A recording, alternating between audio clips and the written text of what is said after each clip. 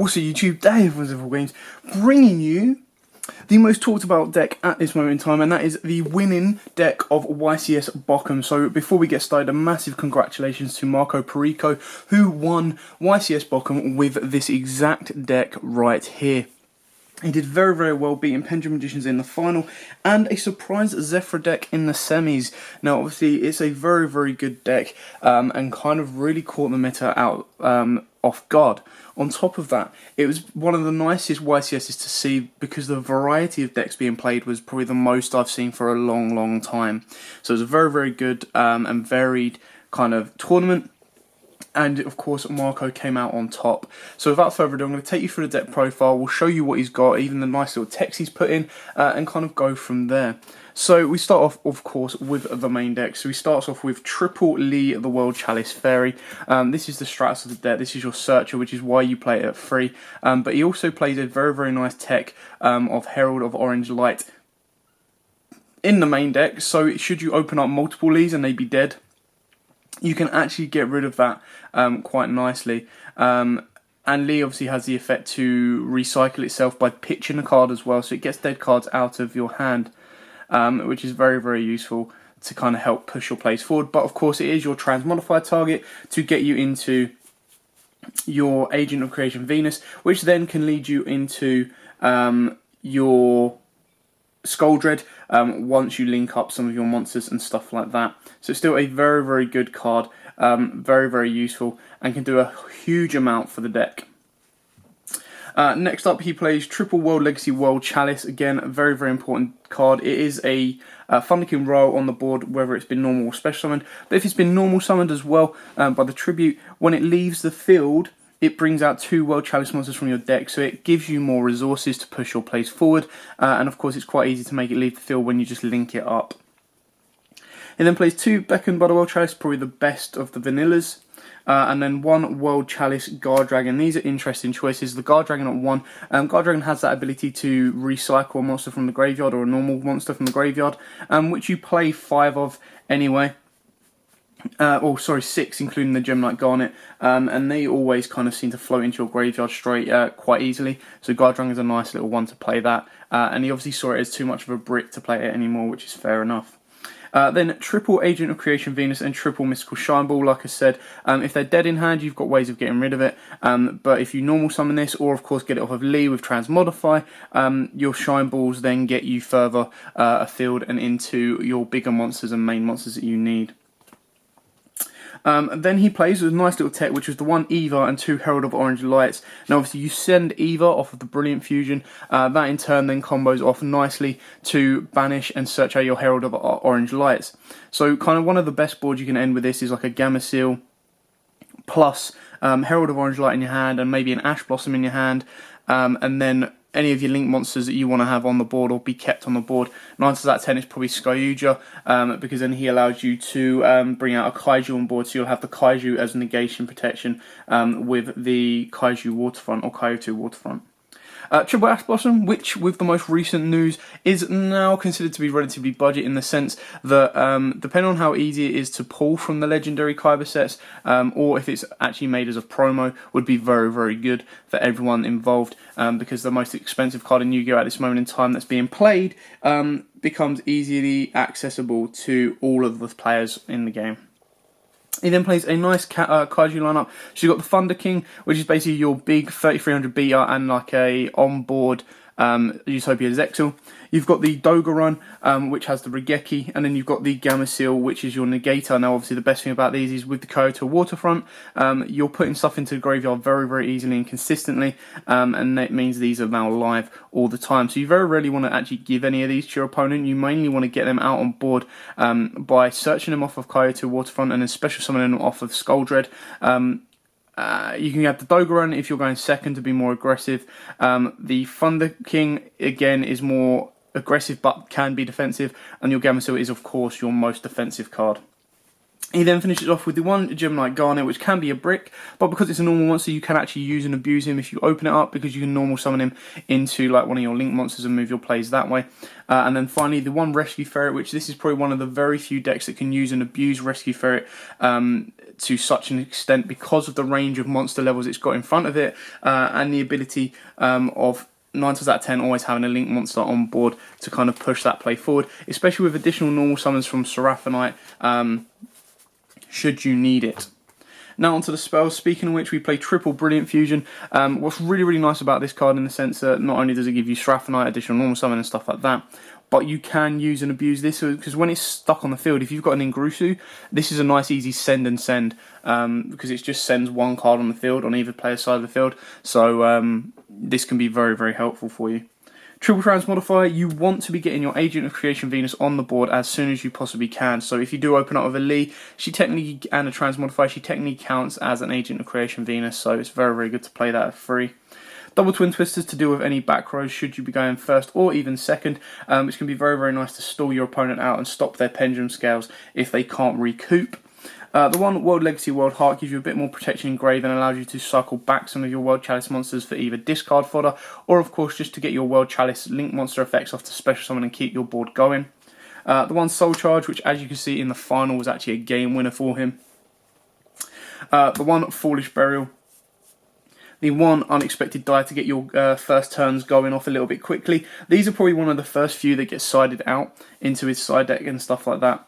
The one Monster Reborn, which in my personal opinion is staple in all decks. And then the cards that I couldn't find is 2 Kyoto Waterfront. Again, very, very good card. When you get 5 tokens on it, you get to search out a Kaiju without removing any, and then of course you have the tokens built up there to protect you by using those tokens with your Gameciel or your Dogoran or even your Thunder King one as well. And then finally, the last one that's being seen quite a lot in OCG builds as well is the Phantom Knights of Shade Brigade or Bringline. Basically, you special summon this card in defense position. It's a trap card, so you special summon this card in defense position as a normal monster, warrior type, dark, level 4, attack 0, defense 0. This card is not treated as a trap card. If you have no traps in your graveyard, you can activate this card the turn it is set. You can only activate 1 Phantom Knights of Shade once per turn. So it kind of gives you the ability to recover from. So if your opponent stops one of your monsters or one of your link monsters or anything like that, you can bring this out, and because it's treated as a normal monster, you can go into Link Spider or you can go into the Imduct as well and move plays forward that way, and it can be very, very useful, especially the fact that you can use it the turn it's set. So that's probably why it's getting so much usage, and the fact that you don't play any traps in your graveyard or you don't play any other traps in the main deck. It's a nice little side out if you're going to side in some of your stuff, but it's also a very, very nice and powerful card to help you recover should you absolutely need it. Now I'm going to take you through the side deck quickly. I don't have the side deck built on me, but I will take you through it. He played 1 Christia, which is nice because you've got control over the amount of fairies you put into your graveyard. 1 Jinzo, because if you're coming up against Paleo Frogs, you can special summon it off of Saruja. 3 Mind Control, because that can help extend your board, move your plays forward, use them as link materials and stuff like that. The 1 Raigeki, the 3 Evenly Matched, the 3 Anti-Spell Fragments for the Pendulum matchup, the 2 Mask of Restricts, and the 1 Abyss Dweller. Now, going back onto the Anti-Spell, you actually saw that in the final if you've watched that game, where he let it get destroyed and then topped at the Soul Charge. So, fun enough had it, it actually won him the game. Now onto the extra deck, we've got the new MVP of the deck, and that is Saruja Skuldred. Absolute beast card. Very easily made in this deck with 4 different monsters to give you your special summon of your Kaiju, not to mention the draw 4 and return 3, which again won him, or it helped him extend in game 1 as well, because he drew into a Brilliant Fusion, I believe, and that just helped him push forward further. Firewall, again saw this in the final that it was linked up to Saruja. He then bounced one, and there was someone else on the left side. He bounced one back from his grave to his hand, which I believe was like Herald of Arclight or Eva, and then obviously he got to bounce one of his opponent's monsters. So Firewall can be very, very helpful, and again can help special summon your monsters from your hand. Another way to get your Kaijus onto the board. For the Link Freeze, he's got the 1 Trigate Wizard. Again, it's more powerful if you can co-link up to 2 or 3, which is very easily done in World Chalice. The 1 Ningrusu, again, this is kind of slightly creeped up in price. It's gone back up to about £15 card. Still incredibly powerful card. The draw combo, and then of course the send combo as well can be very, very helpful should you be going second. The 1 Uramen, the double Ib, because they're incredibly powerful. And another very interesting choice was Binary Sorceress. This just allowed his other monsters to get over bigger beat monsters. So it's 2 monsters accept tokens. When a monster co-linked to this card battles your opponent's monsters, inflict battle damage to them, you gain that much life points. So it kind of gave him a bit of a resource recovery. And then once per turn, quick effect, you can target up to 2 face-up monsters you control until the end of this turn. Halve the attack of one monster, and if you do, add that attack to the other monster. So if you've got a monster in defense mode or anything like that, or let's say you're pushing him for game, you can attack with your Firewall, then use Binary Sorceress to bump up your Saruja, taking half of Firewall, which is already attacked, so it doesn't need it, and push him for game. The Link ones, of course, we've got the triple Induct and the 1 Link Spider. Just gives you a bit more variety with the Link Spider in there, and can kind of get you your brick hands out should you need it. And then, of course, the Induct is quite standard. We then finish it off with the 1 Fusion of Seraphonite and the 1 XYZ of number 41, Baguska, the Terribly Tired Taper. Bagusta is busted as hell, very, very nice card. Should you open up a slow hand, can really, really disrupt your opponent and slow them down massively, giving them a lot to kind of deal with and try and work through. In regards to the rest of the deck, again, congratulations to Marco, who's done amazingly well. No one expected World Chalice to win Bochum. They obviously all thought that Pendulum Magicians would, but nonetheless, this has done amazingly well. Very well constructed deck as well. Nice use of the Herald of Orange Light, and nice use of the Saruja Skuldred. So that's why they've started to creep up in price.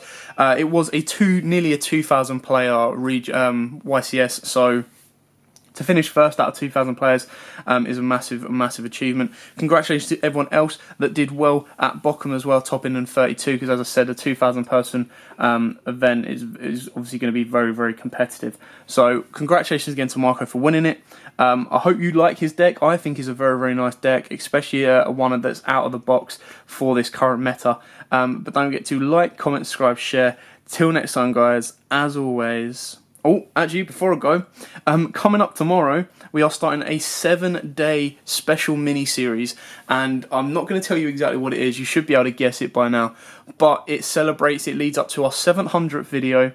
It's all about the level 7, it's all about the number 7, and it is going to be awesome. So check those out for all of you fans out there. And if you like that mini-series, let us know, and we can do some more mini-series revolving around other characters, other cards, and other decks. So thanks for watching. Don't forget to like, comment, subscribe, share. Till tomorrow, guys, as always, happy dueling. Also, YouTube, thanks for watching that video. I hope you liked it. If you did, hit that like button. And of course, don't forget to hit that big red subscribe button in the bottom left-hand corner and the notification bell so you don't miss out on anything. We've got more deck profiles, duels, pack openings, and many more Yu-Gi-Oh videos coming up for you all year round. So don't forget to stay tuned for all of that. Thanks, and as always, guys, happy dueling.